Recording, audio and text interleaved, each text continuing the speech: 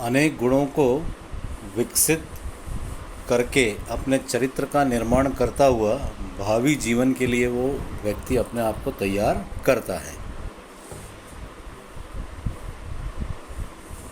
इस प्रकार से ब्रह्मचारी के लिए कर्तव्यों का निर्धारण भी इस व्यवस्था में या इस आश्रम में इस तरह से किया गया है जिससे उसका शारीरिक, मानसिक और बौद्धिक विकास बहुत अच्छे और ठीक ढंग से हो सके।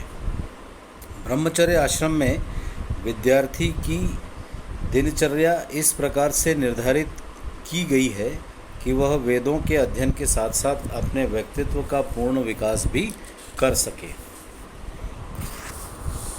विद्यार्थी जो आश्रम में रहते हैं वो गुरु की देखरेख में उनको रहना पड़ता है। बालक को नैतिक चरित्र की शिक्षा दी जाती है। यह जीवन तपस्या का जीवन होता है जो विद्यार्थी को भविष्य में आने वाले कठोर जीवन के लिए योग्य भी बनाता है।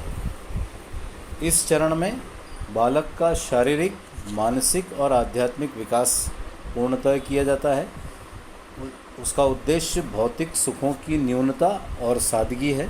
विद्यार्थी को आत्मसंयम द्वारा साधारण जीवन व्यतीत करने के योग्य इस आश्रम के अंतर्गत बनाया जाता है। अब हम बात करते हैं गृहस्थ आश्रम की। ब्रह्मचर्य आश्रम में अध्ययन कार्य पूर्ण करने के पश्चात विवाह संस्कार संपन्न होने पर व्यक्ति गृहस्थाश्रम में प्रवेश करता है, जहां वह लगभग 50 वर्ष की आयु तक रहता है। यह आश्रम ही वह महान कर्मस्थल है जहां व्यक्ति ब्रह्मचर्य आश्रम में प्राप्त शिक्षाओं को मूर्त रूप भी देता है।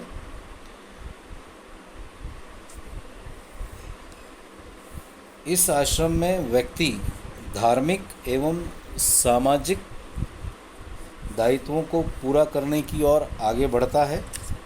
यहाँ व्यक्ति मर्यादा में रहते हुए धर्म, अर्थ और काम नामक पुरुषार्थों की प्राप्त करने की कोशिश भी करता है। उनके लिए वो निरंतर कर्म करता रहता है। इसलिए हम कह सकते हैं कि गृहस्थ आश्रम व्यक्ति के लिए केवल भोग एवं विलास का काल न होकर त्यागमय जीवन, कर्म और साधना का महान स्थल कहलाता है। फिर हम बात और गृहस्थ आश्रम में ही व्यक्ति जो है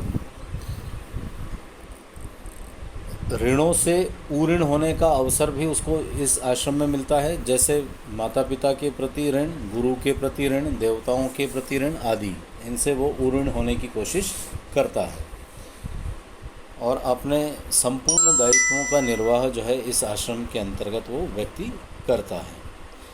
उपनिषदों, महाभारत और स्मृतियों में भी यह स्पष्ट किया गया है कि गृहस्थाश्रम में जीवन व्यतीत किए बिना व्यक्ति के लिए मोक्ष प्राप्ति संभव नहीं है।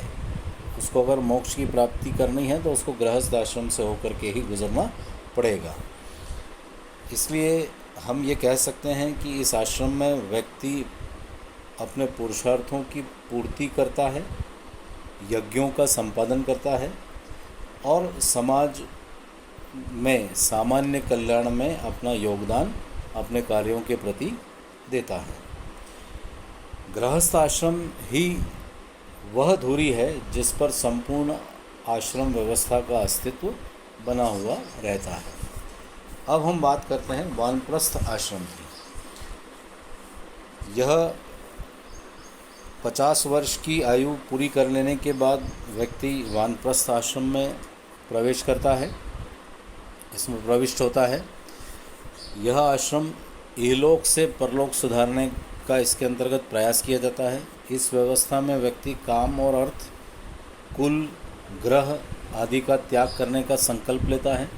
सभी प्रकार के सुखों को त्यागने के साथ साथ निर्लिप्त सांसारिक कर्तव्यों का ये आश्रम सूचक भी है और यहाँ व्यक्ति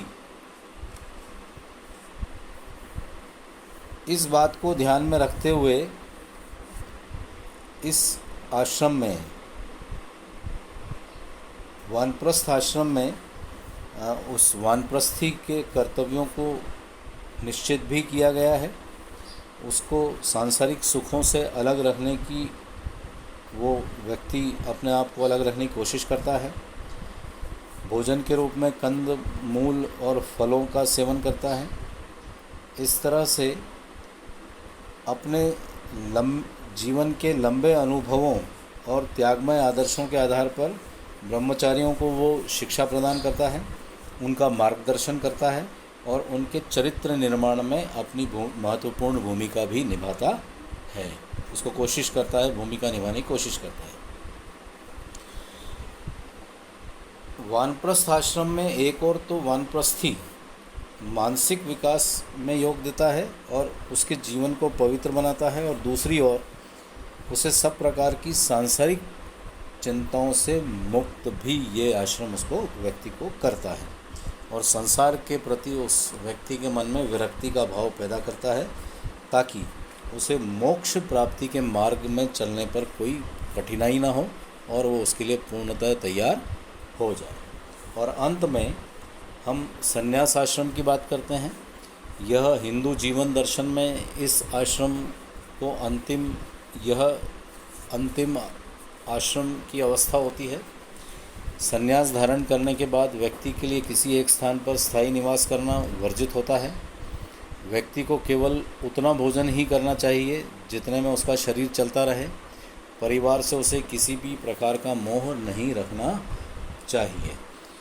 इसलिए कहा जाता है कि संन्यास आश्रम आत्मिक विकास की दृष्टि से तो महत्वपूर्ण है ही, लेकिन संपूर्ण सामाजिक व्यवस्था की दृष्टि से भी उपयोगी है नहीं है। इसका कारण यह बताया गया कि अन्य सभी आश्रमों में व्यक्ति समाज की कुछ न कुछ सेवा करता है, परंतु संन्यास आश्रम में तो वह अपने लिए ही सब कुछ करता है, मोक्ष प्राप्ति के प्रयत्न में लगा रहता है। और इस तरह से ये चारों आश्रम जो है, व्यक्ति को इन चारों आश्रमों में से होकर के गुजरना पड़ता है, और उसकी वो 100 साल की जो एक जो सर्कल है, पूरा लाइफ सर्कल, उसमें से इन चारों आश्रमों का अपना अपना महत्वपूर्ण योगदान रहता है।